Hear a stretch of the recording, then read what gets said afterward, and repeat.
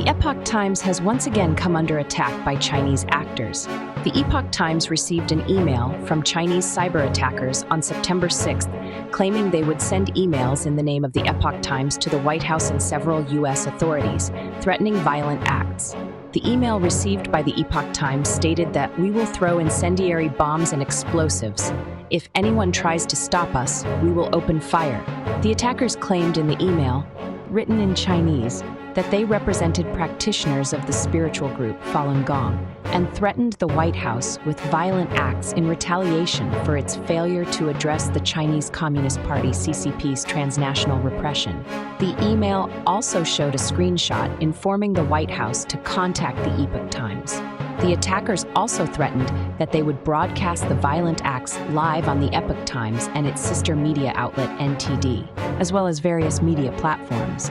The attackers also said similar threats were sent to the CIA, the U.S. Department of Justice, and the D.C. Metropolitan Police Department.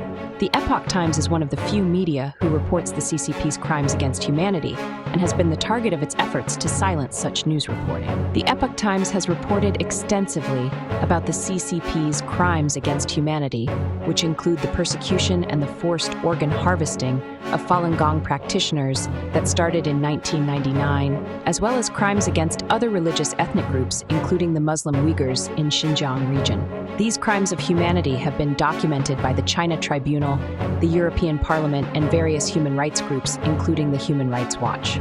The Epoch Times Hong Kong has been reporting on the deteriorating freedom of speech and political scene in Hong Kong after the implementation of the CCP's National Security Law, NSL, in 2020. In May 2021, a reporter of the Epoch Times Hong Kong, Sarah Liang, was attacked by a man who hit her repeatedly on her legs with a softball bat.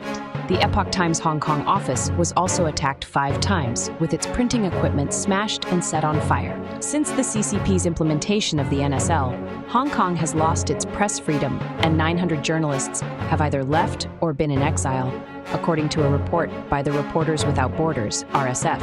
It reported that Hong Kong's press freedom continues to deteriorate to 140, ranking out of 180 in 2025, from 135 in 2024. With 180 being the worst.